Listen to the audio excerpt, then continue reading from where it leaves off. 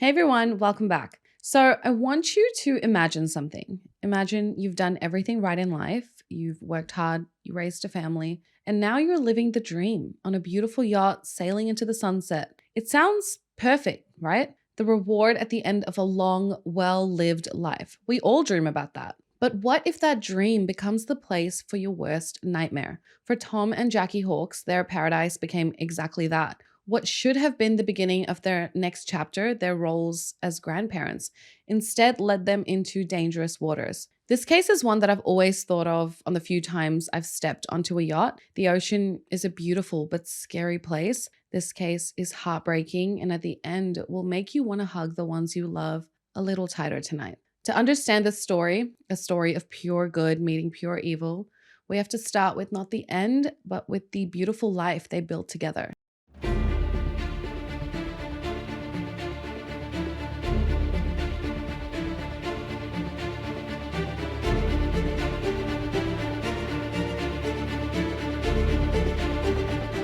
If you're new here, hello, my name is Zara, and on this channel, we dive into true crime cases. So if that sounds like your kind of thing, please join the fam, hit that subscribe button, give this video a like, and share it around if you can. Taking 2 seconds to do that really helps out the channel, and it honestly means so much to me. So to everyone that just did it, thank you so much. Also, if you want to get to know each other a little bit more, consider becoming a channel member. You get instant access to our private Discord server, and we can chat one-on-one about anything and everything. You can just hit the join button below this video to get in. Okay, so now let's jump into the case and talk about the two people involved. Also, it's officially the 1st of October, and I've prepared myself with Halloween earrings for every week. So let me know what you're gonna go for as Halloween this year, and I will respond to you telling you what I'm going as. It's probably gonna be very different to what I look like now. So like I said, this case is super upsetting. And for me, it kind of made me think about what are my goals at the end of my life. Like not when I'm very old, but kind of when you've worked hard enough and you've achieved the dream that you dream about. And especially when you hear about this love story, it makes everything just that much worse. So let's start with Tom Hawkes. By all accounts, Tom was what his sons would later call a man's man. He was an ex-military firefighter and a retired probation officer from Prescott, Arizona. He was a former bodybuilder who took great care of himself and carried an air of this quiet strength. Let's be real, that's a man. That's like a man. He's good looking, and for an older guy, he's like a man, you know? Before he met the love of his life, Tom was previously married and had two sons, Matt and Ryan. However, after that marriage ended, Tom remained this dedicated single father to his two boys. He poured everything he had into raising his boys right. His sons remember him as a tough but a fair guy. He was a guy who loved the outdoors and instilled in them a deep appreciation for life. Ryan recalled that if he ever cried as a kid, his dad would tell him, toughen up. And he was always taking them hiking, fishing, and backpacking. And some of their best memories, they said, were made with their dad out on the water. But life with dad had its quirks. The boys still joke about their father's famous goulash, a one-pot meal he'd make for the entire week. And that's what they ate every single night. Tom was known to be incredibly frugal and financially responsible. He was the type of guy to always play by the rules, and in his role as a probation officer, he would take a real interest in the people he worked with and would always believe in second chances for them. He was a true family man, but despite seemingly having it all, he was missing something. Then came Jacqueline O'Neill, or Jackie as everyone knew her. Jackie was a warm, beautiful, vibrant woman who had already gone through a lot in her own life. Before meeting Tom, she had been married, but her first husband was tragically killed in a motorcycle accident in 1984, and it was a horrific crash that not only took his life, but left Jackie herself seriously injured. I believe she had a spinal injury and she had to use a wheelchair for a while, and because of this accident, she couldn't have children. She had known the deepest kind of loss and had to rebuild her life from the ashes. But that experience seemed to strengthen her. She was positive and had love and an appreciation for every good moment that came her way. In July of 1986, Tom and Jackie met at a chili cook-off, and from that moment on, they were inseparable. Their connection was immediate and strong. Tom never saw Jackie's physical limitations as an issue. He saw what a wonderful, loving woman she was. They fell in love hard, and if you look at these photos, look at the way Tom looks at Jackie, that's true love, guys. Tom soon got down on his hands and knees and asked Jackie to marry him. In July 1989, they got married in a beautiful Hawaiian-themed ceremony in the backyard of Tom's rustic Prescott home, and they were surrounded by 150 of their closest friends and family. For Tom's sons, Ryan and Matt, who were still in elementary school at the time, Jackie's arrival was a blessing. She didn't just become their stepmom, she became their mom. She helped raise them from adolescence, and they really adored her. Safe to say, dinners also got a lot better once Jackie arrived. No more of Tom's goulash every night. Jackie was a trooper, always up for Tom's adventures, and she embraced his sons as if they were her own. They were honestly this beautiful, happy, loving family. Now, I mentioned before that Tom was frugal. He wasn't because he was cheap. He had a dream that Tom had been working towards for years, owning a yacht and living life on the sea. So after years of hard work, Tom as a probation officer and Jackie making a warm and loving home, they decided to cash in on that dream. In 2002, Tom retired, they sold their house in Arizona, and they bought a beautiful 55-foot Lian Hua trailer with 2 decks, 2 staterooms, a galley, and a hand-carved teak interior. The boat already had a name, one that seemed almost destined for them. It was called the Well-Deserved. And that it was. That boat cost them nearly $300,000, and they put a significant amount of work into the boat, making it self-sustainable. They added the best GPS system, a saltwater to freshwater converter, an emergency location beacon. Tom added wooden racks for a kayak and windsurfer, just the way he wanted. And they stocked that boat up with supplies that would last for months, so if they ever got stranded, they would be okay. I mean, that seems so smart, so prepared, and they obviously did their research. They knew what they were doing on that boat. Also, side note to mention, Jackie eventually did get out of her wheelchair, and she was, able-bodied and physically capable of doing everything on that boat. Tom and Jackie always kept their yacht in perfect condition. It required a lot of work and maintenance, and for 57-year-old Tom, it was non-negotiable. Jackie, who was 47 years old, was the same. They kept yachting magazines stacked on this small coffee table really neatly piled up.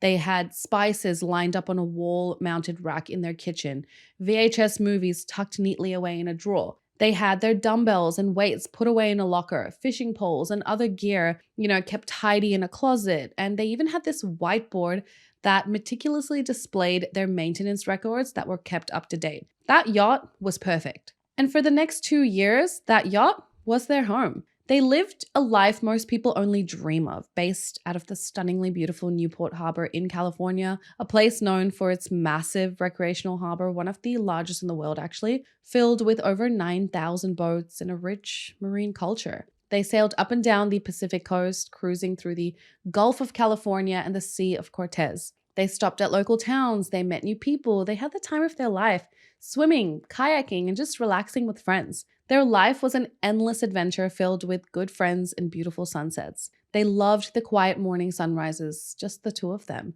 That sounds actually amazing. Your kids are grown. You now just have this yacht to live on, few possessions, no one else to think about, no drama.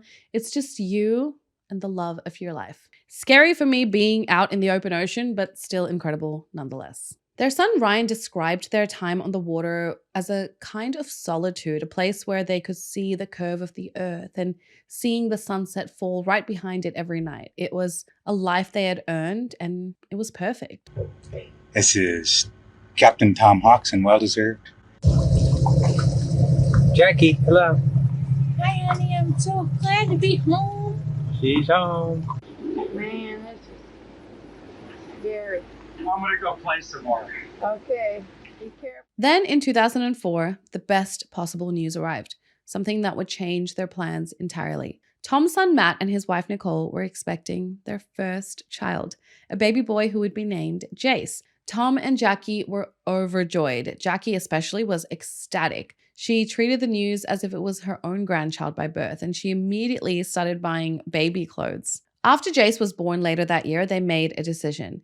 Matt would say Tom and Jackie would call them constantly to check up on Jace. Even hearing him coo on the phone was enough. I believe Matt even told them at one point, okay, enough phone calls. We need to rest too, rather than you calling and us constantly putting the baby on the phone. And that's funny and that's cute because, hey, who wouldn't want loving grandparents? Grandparents who put their plans on hold just to be with their grandkids. I mean, it's beautiful. As much as they loved their life at sea, being grandparents was more important to them.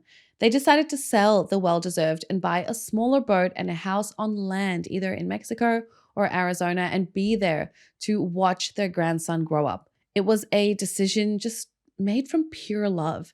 Their yacht, after all the renovations and upgrades, actually owed them closer to $500,000, but they knew that was, a lot to ask for a boat. Plus, they also had money in the bank, and they really just needed enough to buy them a small home and a small boat to continue living this life that they wanted. Also, because they were asking so much for their yacht, if they went through a broker, they probably would have had to pay a lot of commission to the broker. So they decided to just place a simple ad in a boating magazine, do it themselves. And they listed their beloved yacht, well, their home, for sale for $435,000. And looking at it, it's just such a simple description of the boat and their asking price. And that ad, that single loving gesture, is what set them on a collision course with a kind of evil they could have never imagined. The ad was answered pretty quickly by a man named Skylar Deleon, and he was a former child actor. And when he spoke to Tom on the phone, it seemed like, wow, they had a buyer already.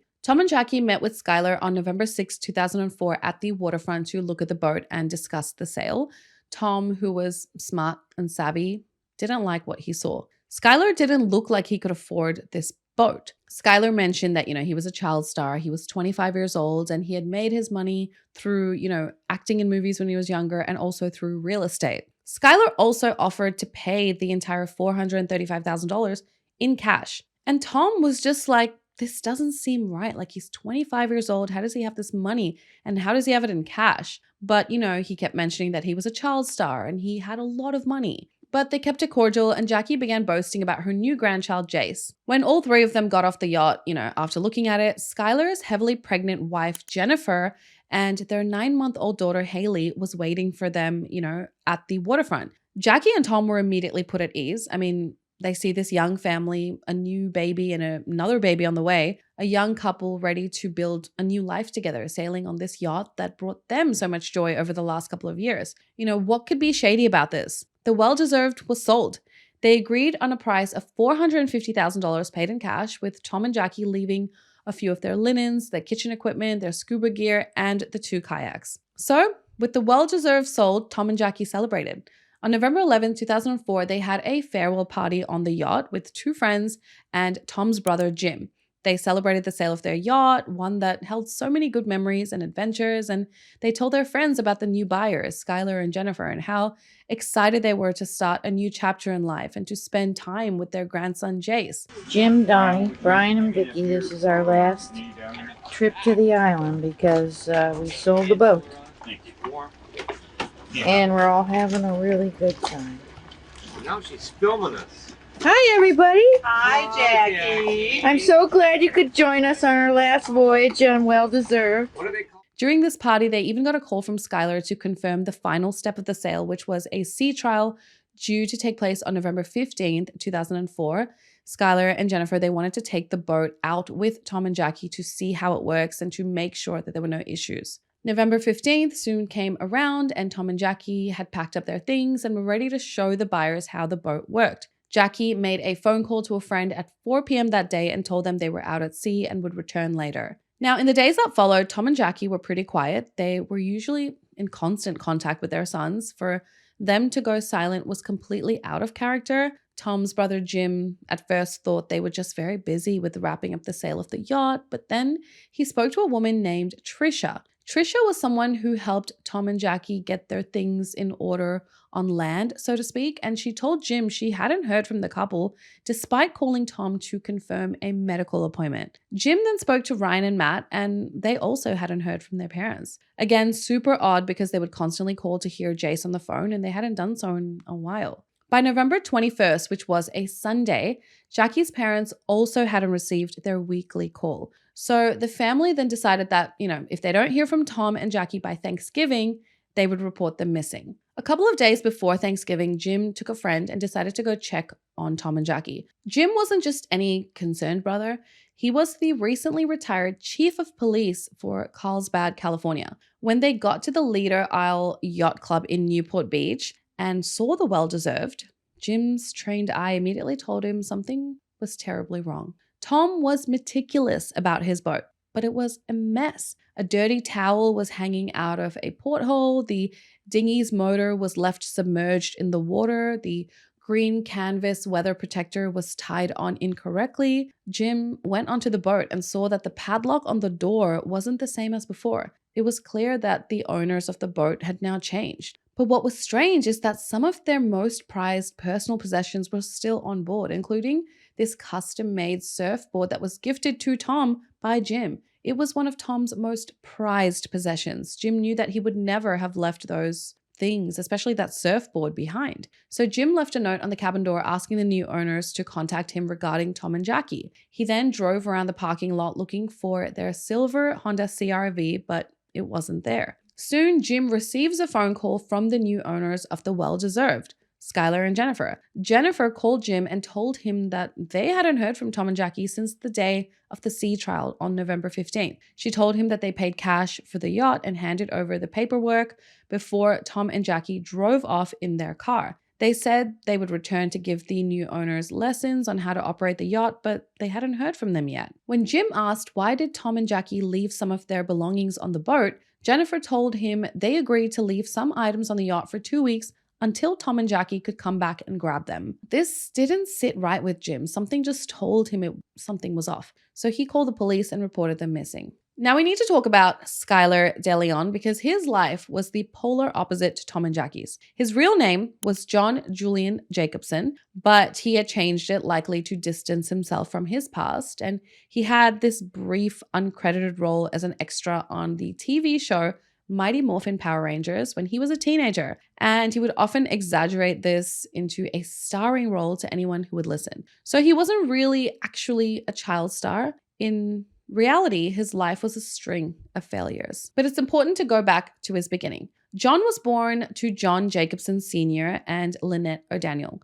John Sr. was a convicted drug dealer and met 16-year-old Lynette and dragged her into a world of drugs and abuse. When Lynette found out she was pregnant, she tried to get an abortion, but John Sr., or Big Johnny, as he was known, would not let her. It wasn't that he wanted a baby, he just wanted to control Lynette. And so John Jr. was born to a drug-addicted mother and an abusive father. Lynette stopped using when she was pregnant and breastfed for the first couple of months, but then fell back hard into using cocaine again. Every time Lynette tried to leave, Big Johnny would give her a hit or tell her she could never have access to the drug if she left him. Before John Jr. was 2 years old, Lynette would snort while making her son breakfast, and at night do drugs with friends in their home after putting her son to bed. When Big Johnny couldn't pay his suppliers, he would make Lynette participate in orgies and threesomes with his suppliers to repay the debt. Big Johnny eventually upgraded to making and selling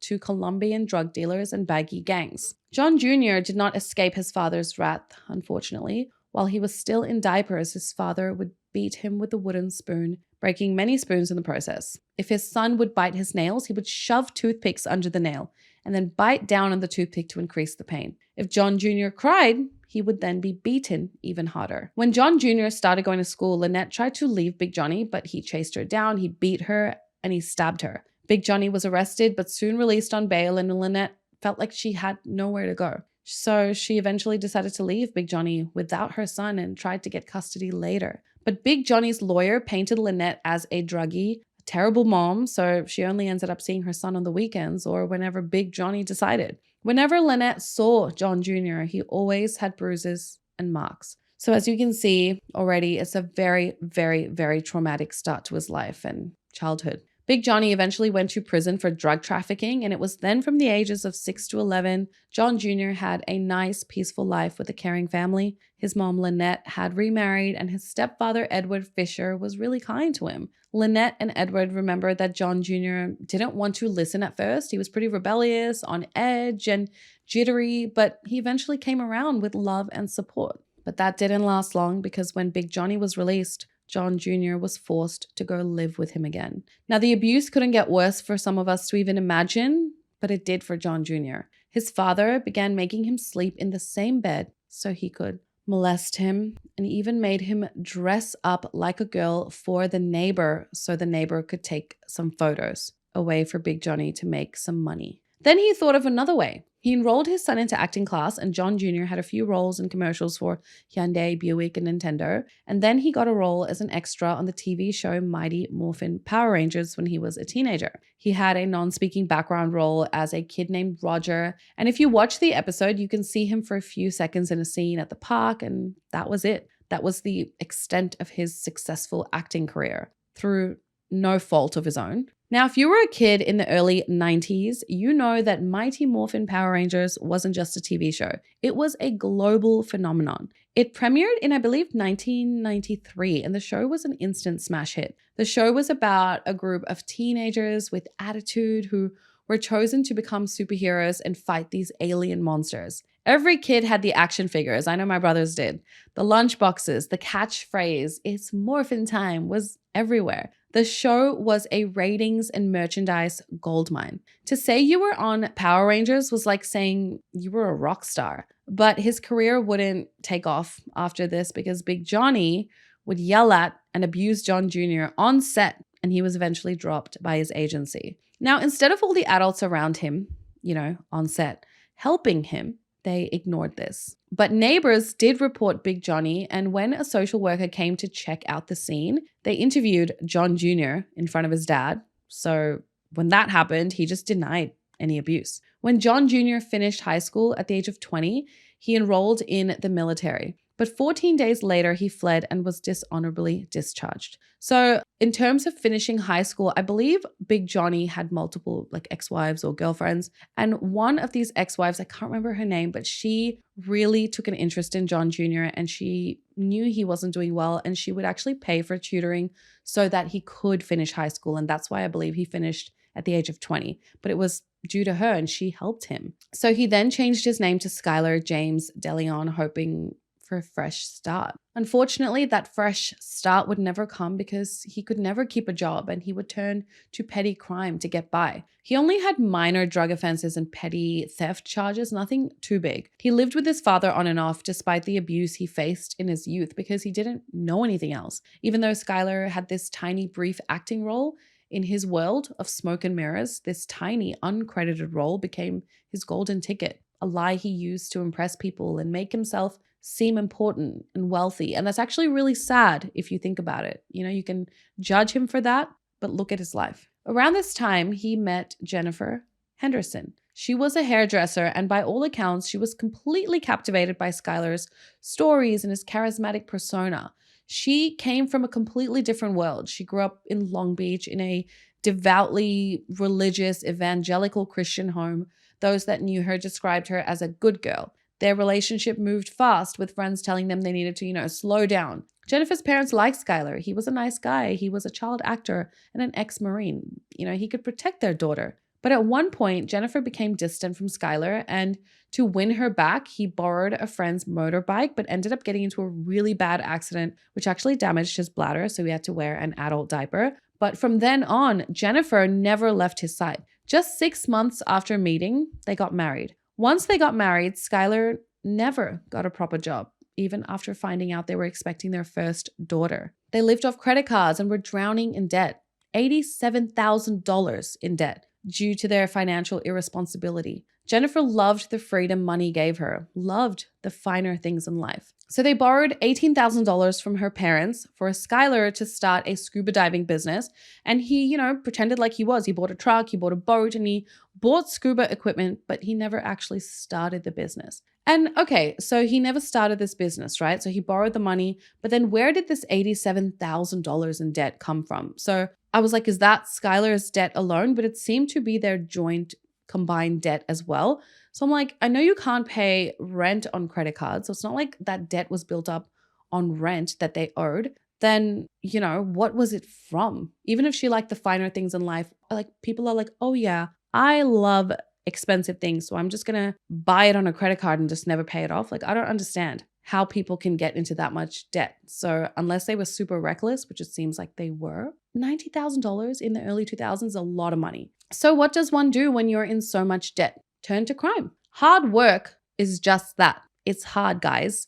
Do you really expect Skylar and Jennifer to work and earn a buck? No. So Skylar got a job at a mortgage lender and began scamming clients. And he even found out where they lived and then broke into their homes to steal from them. He was caught during an armed burglary and sentenced to a year in prison. But again, Jennifer's parents got him released on a work program by paying $2,000 a month. But Skylar never actually went to the program again, and he continued going out and dealing drugs with his friends. At this point, Jennifer and Skylar were living in her parents' garage with their young daughter, Haley, and Jennifer was now pregnant with their second child. They had no room in the garage. The bathroom and the kitchen were inside the main home, and it was very difficult for all three, soon to be four, to live in that tight space. The pressure to find money and fast was immense. Skylar wanted wealth and he wanted it now, daddy. He would drive past mansions and just be pissed that he wasn't magically, living in those homes. At the end of October 2004, Skylar was,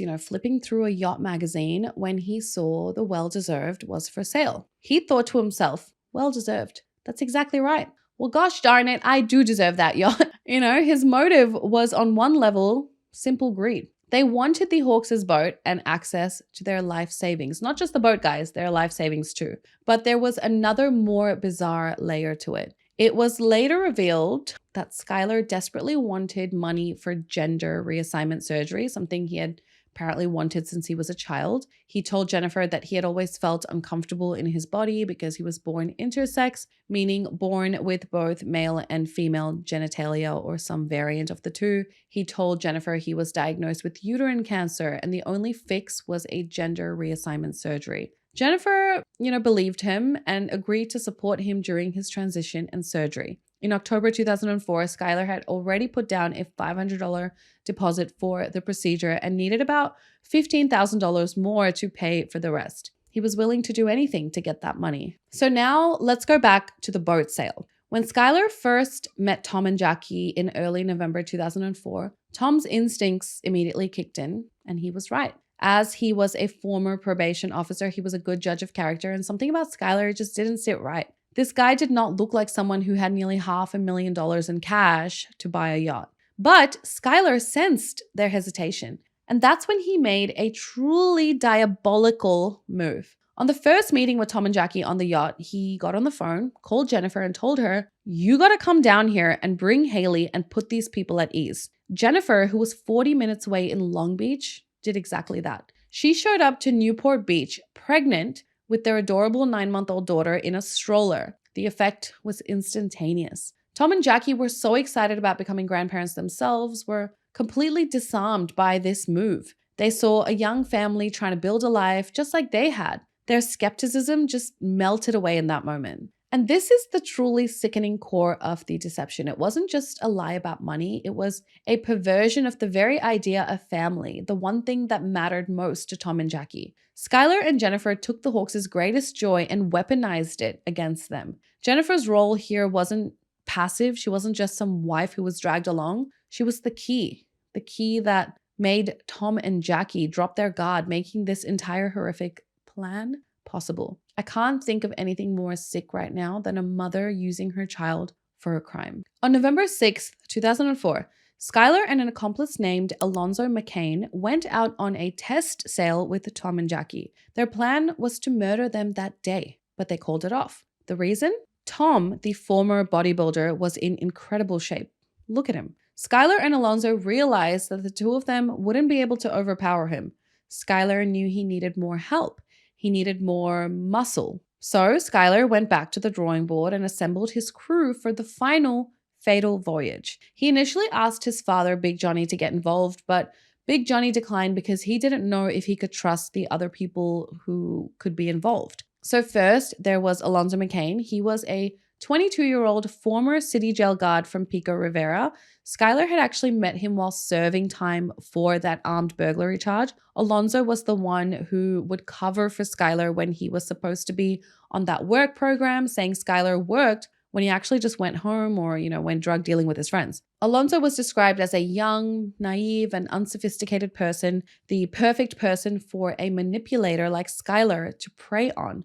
Skylar promised him a cut of millions of dollars. Then there was Myron Gardner Sr., another ex-convict Skylar knew. Myron's role was crucial because he introduced Skylar to the muscle he needed. Myron himself claims he wanted no part of the actual crime, but he made the connection. And that connection was John Fitzgerald Kennedy. Yes, JFK. At 40 years old, John was a hardcore documented member of the insane Crips gang in Long Beach. He had a long criminal record, over 20 arrests, including a conviction for attempted murder. He was big, he was strong, and he was violent. Exactly what Skylar needed to overpower Tom Hawks. So on the morning of November 15th, 2004, Tom and Jackie Hawks prepared for what they believed would be the final sea trial before selling their boat. Skylar arrived with Alonzo and JFK, who he introduced to Tom and Jackie as his accountant. He wanted JFK there to make sure that the boat was a good investment.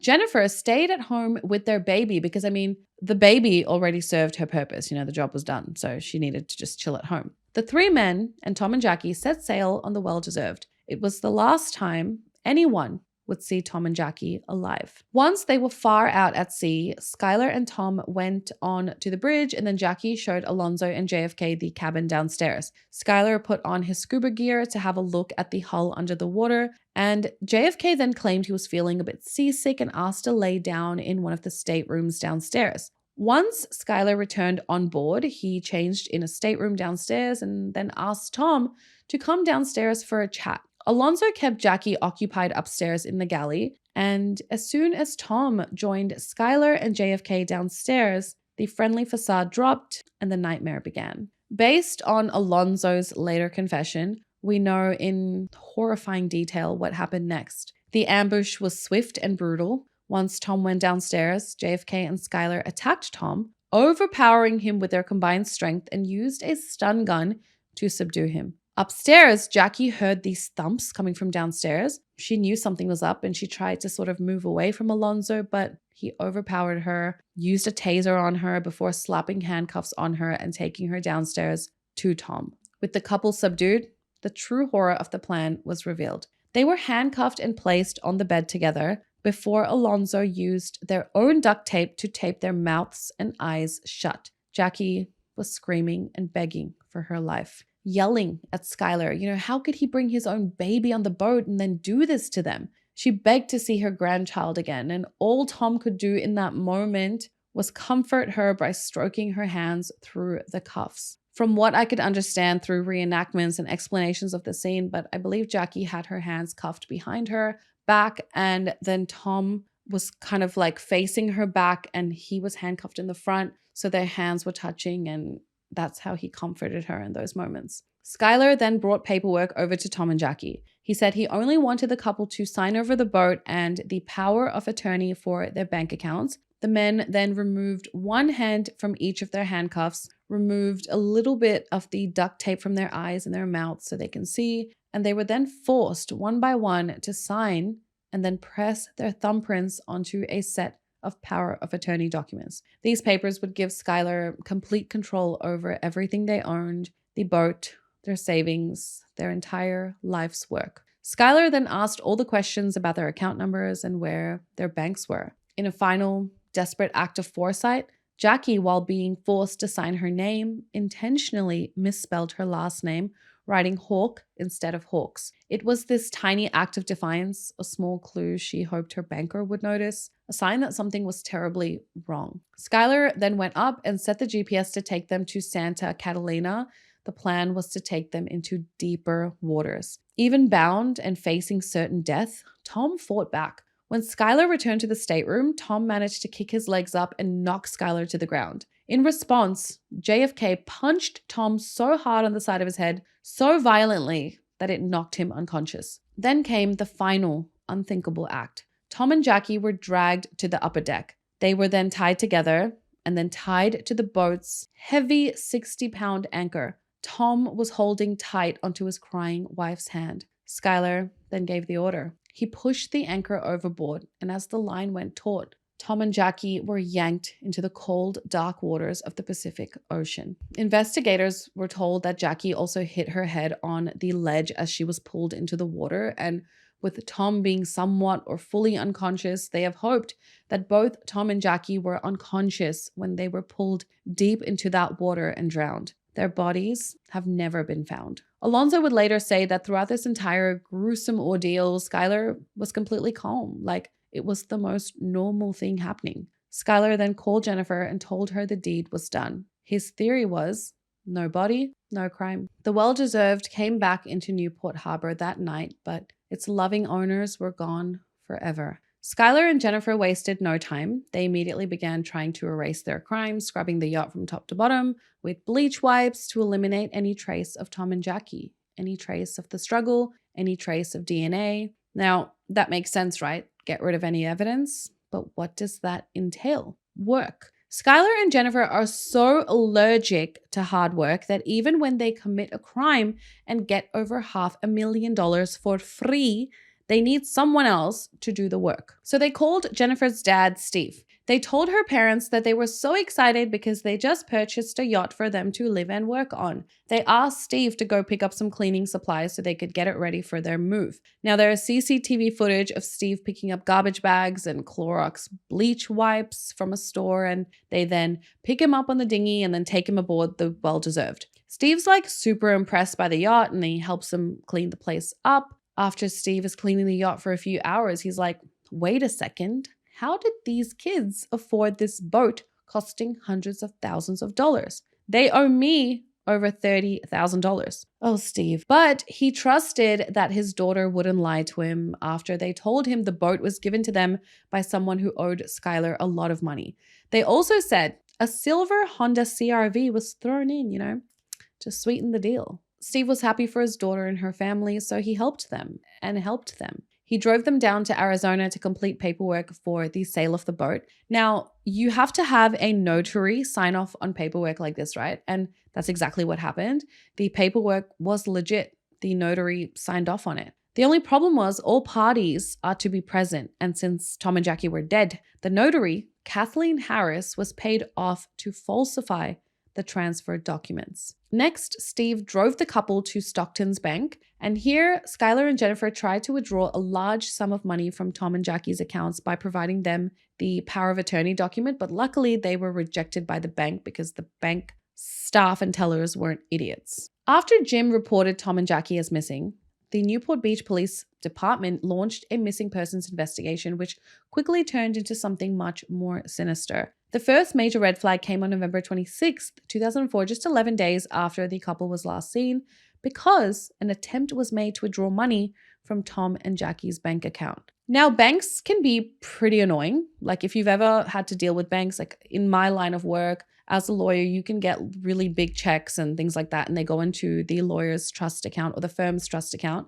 And banks, even with me, would be so annoying. Like, I'm like, you see me here like every week, if my client sells a property, I'm putting money into the account. So it's a very anything to do with even putting money in can be sort of tricky, but withdrawing a large sum of money with just a power of attorney document with the account owners not even calling the bank or coming in person to show the it's like these guys were idiots to think that they were going to just walk into a bank with a power of attorney document and be like, yes, Tom and Jackie said we could have some money for fun, so can you give it to me? Obviously not. So this was honestly the best thing that they did. The best thing. On November 29th, 2004, investigators brought Skylar in for questioning, and he was the picture of calm. He didn't care. He presented the forged bill of sale and told a plausible story. He said, I paid the Hawks in cash, and they had happily taken the money and driven off into the sunset in their Honda CR-V, telling them they were headed to Mexico to start a new life. And to back up his story, because he needed to provide some evidence he was telling the truth, he named his friend Alonzo McCain as a witness to this transaction. So the cover-up was in full swing. They did everything they could to create a false paper trail suggesting the Hawkses had simply vanished south of the border. And for a while, it seemed to be working. Skylar even admitted that he paid for the yacht with profits from a drug deal. So he was admitting to money laundering, which he thought would throw off the investigators. So, okay, fine. I kind of did the wrong thing here. I used money from a drug deal. So he thought the investigators would focus on that part of the issue, not the fact that the couple were missing. He's like, the couple was just in Mexico. Let them live their lives. Don't bother them. Skylar's plan, however, was built on a foundation of pure arrogance. He thought a simple bill of sale and a flimsy story would be enough to fool everyone. He completely underestimated the determination of the Hawks family, especially a retired police chief like Jim Hawks. But his biggest miscalculation of all was his choice of accomplice. He thought Alonzo was a weak, impressionable kid he could easily control. And he never considered that the same weakness that made Alonzo pliable would also give him a conscience that couldn't bear the weight of what they had done. However, Alonzo had fled to Mexico. In the meanwhile, in December 2004, after Skylar asked his parole officer to go overseas, police arrested Skylar on money laundering charges to prevent him from fleeing. They searched his garage home and bingo. Inside, they found so many things belonging to Tom and Jackie, including their computer, their video camera, and their phones. They then get a call from San Miguel Village in Mexico saying Tom and Jackie's silver Honda Zara V was found. But the new owners of the car said the car was dropped off a week earlier by a man named Skylar and followed by his wife Jennifer in another car. Investigators were certain at this point that Skylar and Jennifer were involved in the disappearance of Tom and Jackie. Duh. Matt Murphy, the DA on the case, had never dealt with a crime of this magnitude before, and he didn't really know anything about boats, but he had a friend all the way in Darwin, Australia, that did, so he asked him for help. That friend was Salty Sam, aka Gary Burns. I mean, Australians always have the craziest names, so funny. But anyway, he advised Matt that a boat of that size would have 2 anchors, so go look. Sure enough, one anchor was missing, and soon someone else would help. Alonzo couldn't live with the guilt. He came back to the US, he contacted the police, and he confessed to everything. He gave investigators a detailed step-by-step account of the entire conspiracy, from the initial planning to the horrific final moments on that deck of the Well-Deserved. His confession was the key that unlocked the entire case. Just me with this plan he has. He was going to do something that, was going to make some money. So he offers me to help him. The plan is that we were supposed to basically kidnap them and take them out to sea and toss them overboard. With Alonzo's confession, the dominoes began to fall. Skylar was arrested on January 16th, 2005, initially on the charges related to the money laundering, and Alonzo McCain was arrested on March 2nd, 2005. Myron Gardner was arrested the next day, March 3rd, and John Fitzgerald Kennedy was taken into custody a week after that. And then finally on April 8th, 2005, after she had given birth to her second child, a son, Jennifer was arrested at the county jail where she had been visiting Skylar. The entire, murderous crew was now in custody. So keep in mind, the police could have arrested Jennifer way sooner, but they let her give birth first. The 5 defendants were tried separately, with Jennifer being the first to face a jury. Her defense team tried to portray her as another one of Skylar's victims, a battered wife who was too afraid to defy him. Jennifer claimed she had no idea the plan was to kill Tom and Jackie, and she only went along with it because she was afraid of what Skylar would do to her. But the prosecutor, Matt Murphy, painted a very different picture. He argued that Jennifer was a willing and active participant. Her smiling face on the CCTV footage at the bank was enough. She was a spoiled brat who used her own infant child as a decoy to lure the Hawkses to their deaths. Skylar's trial was even more shocking. His case was consolidated to include not only the murders of Tom and Jackie Hawks, but also the 2003 murder of another man, John Jarvie, whom Skylar had killed for money in Mexico. Okay, there are so many Johns in this case, but quick side note, John Jarvie was a smart, accomplished guy who eventually fell into drugs and struggled for a while. He recovered before becoming a pilot, flying private jets for wealthy businessmen. He then went through back and neck surgery and then fell back into his drug addiction. He then kind of recovered again, working odd jobs. But once his father died in 2002, he fell into this really deep depression and then he went back into drugs and crime. John shared a cell with Skylar while serving time and kept in contact with him. And once out of jail, Skylar convinced John to enter into a get-rich-quick scheme where he had to pay Skylar $50,000 to get in. They were to meet in Mexico where John would hand over the cash to Skylar. John was later found dead on the side of the road with his throat.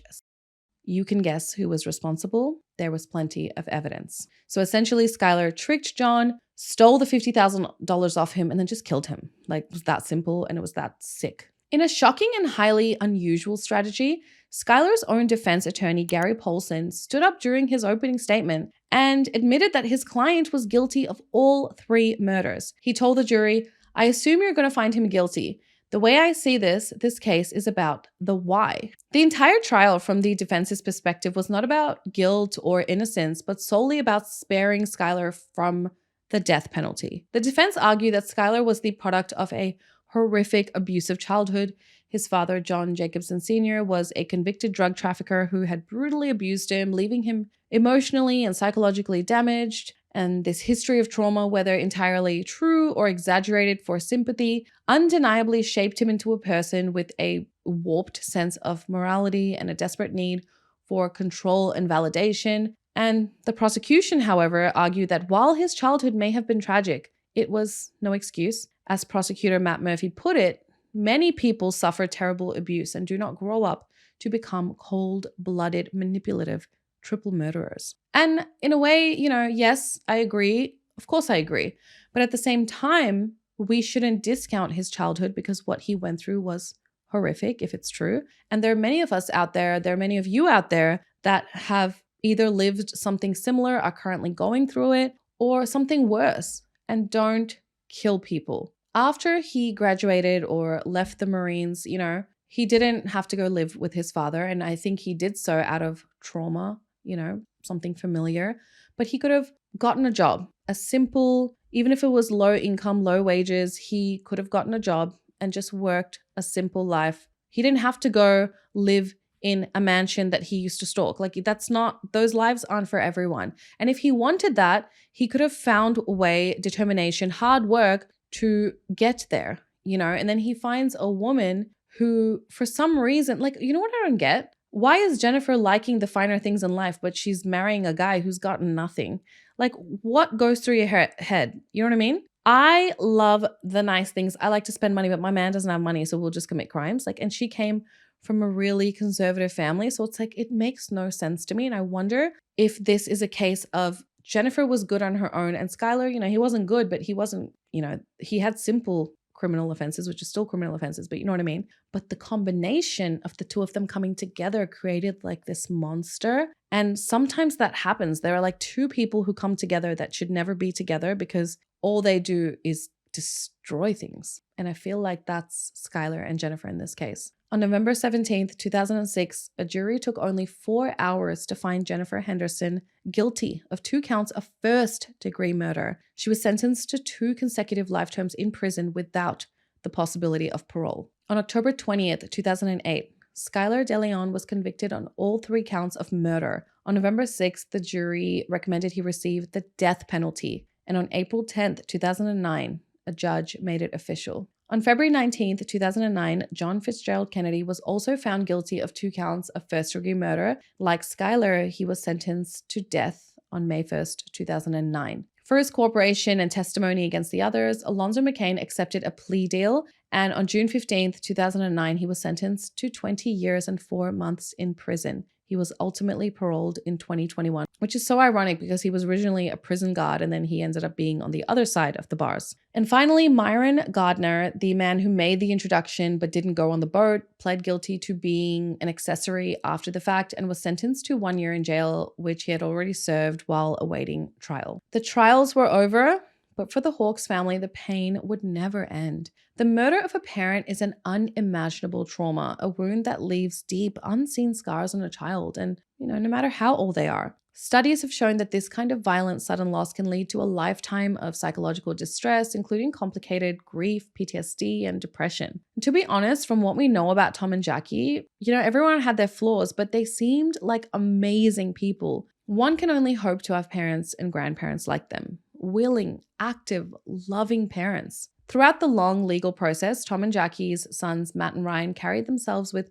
incredible dignity. At a press conference after the arrests were made, an emotional Ryan told reporters he didn't want revenge, he just wanted justice. Ryan spoke about the unique agony of their situation, the fact that their parents' bodies were never found. He said he is haunted by the knowledge that they are, 3,600 feet below the cold Pacific Ocean, bound to an anchor still. After Skylar was sentenced to death, Ryan spoke not of hatred, but of a deep, sad hope for Skylar's own children. He said he hoped that they would never have to learn the truth of what their father did or how he used them as decoys to murder his parents. In that moment, he brought the story full circle back to this theme of family, the one his parents cherished and the one that their killers so violently destroyed. Today, Skylar Deleon and JFK remain on death row at San Quentin State Prison, though executions in California are on an indefinite hold. And also, remember how Skylar claimed to be intersex? So as the years went on throughout the proceedings, Skylar's appearance changed. He presented himself as more feminine. In 2023, nearly 2 decades after the murders,